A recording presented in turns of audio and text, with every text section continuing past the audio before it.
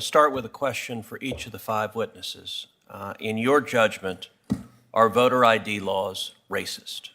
Professor Tolson. Thank you for that question. So it depends. One thing we have to stop doing is treating all voter ID laws as the same. Okay, so your answer, I want to move quickly, so it depends is your answer? Yes, that's my answer. Okay, so what voter ID laws are racist? Apologies, Mr. CRUZ, your state of Texas, perhaps?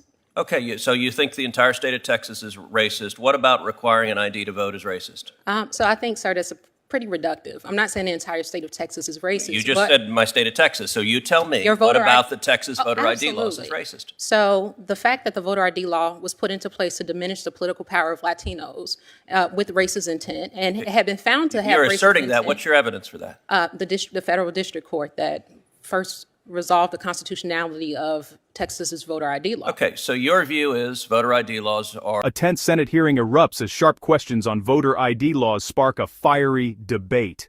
Are these laws protecting elections or restricting access? Are these laws protecting elections or restricting access? Watch the full breakdown of this explosive exchange, key arguments from both sides, and what it means moving forward. Are racist. How about you, Mr. Yang? I agree with Professor Tolson. Voter ID laws can be racist. Okay, that's other two. context. Mr. Science? There are some voter ID laws that are racially discriminatory in intent. How about in practice? In intent, fine, you say there's some racist with a malevolent intent lurking in the back of their mind. But let's just talk about it as a practical matter. When I go to vote, they ask me for my ID. I pull out my ID, I show it to them, I vote. Is that racist? If the law that requires you to do that was motivated by racially discriminatory intent what about the under effect? our Set Constitution. aside intent. Set aside intent. I'm asking about the effect.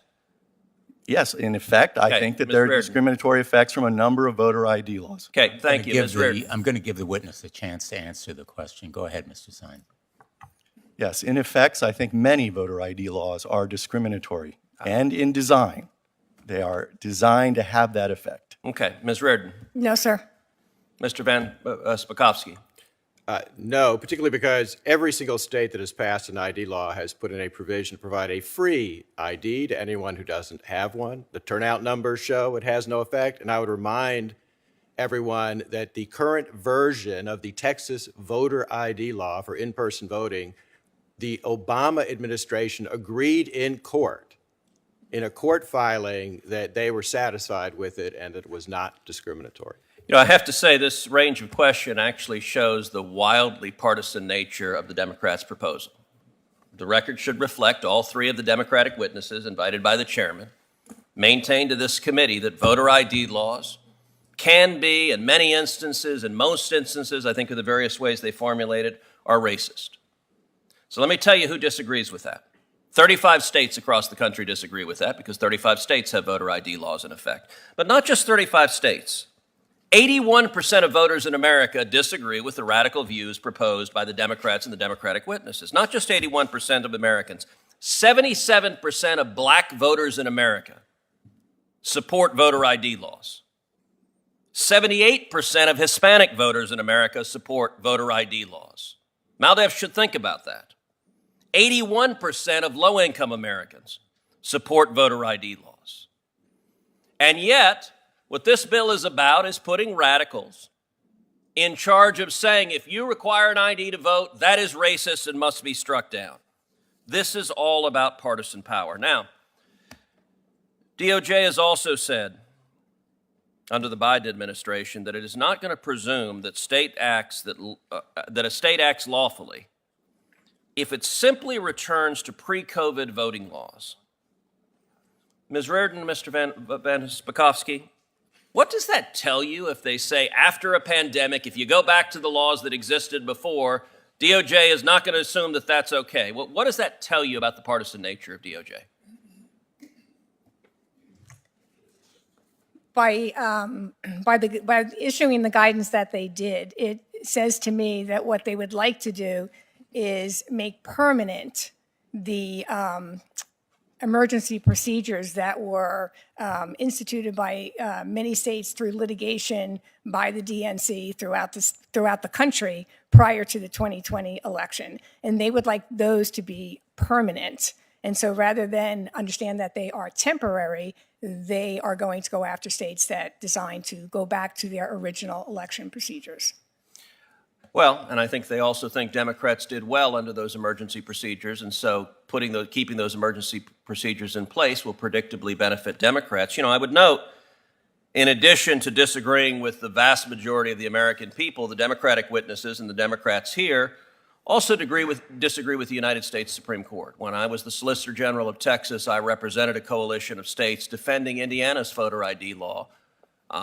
Before the U.S. Supreme Court, a group of plaintiffs challenged that. It went to the Supreme Court, and the Supreme Court, by a vote of 6-3, upheld Indiana's voter ID law. Not only did they do so, Justice John Paul Stevens, one of the lions of the left, wrote the majority opinion where he said voter ID laws protect the integrity of elections.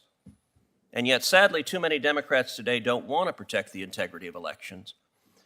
And I've got to say, there is a view, particularly from Northeastern Democrats, that they look down on the rest of the country as a bunch of bigots and overalls, their Southern cousins who are too oafish to be as enlightened as they are.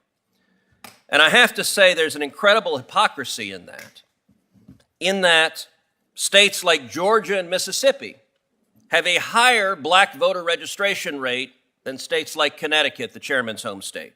They have higher black voter turnout rates than states like Connecticut.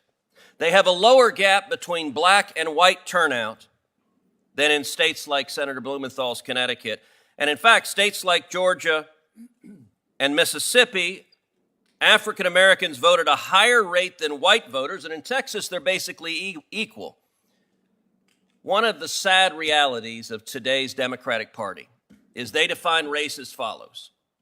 If you're a Democrat, you qualify. So under the Democratic view, I'm not Hispanic. Senator Padilla is. If you're a Democrat, you're an Hispanic. My abuelo and abuela would be very surprised to discover I wasn't Hispanic. But that's how Democrat views it. That's how the radicals in the civil rights division view it. And I will point out as an example, this committee, one federal district judge in the state of Texas, Jason Pulliam, is an African-American judge nominated by President Trump, sat at this table, presented superbly. The Democrats had no criticism, and every single Democrat on this committee voted against him. Why?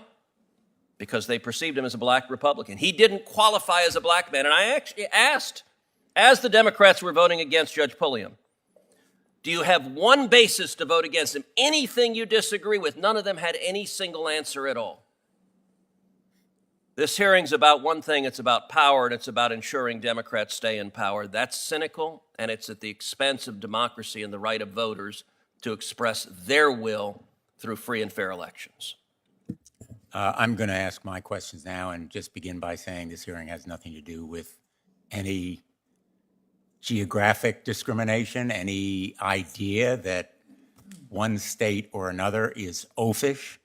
Please like and subscribe, and thanks for watching.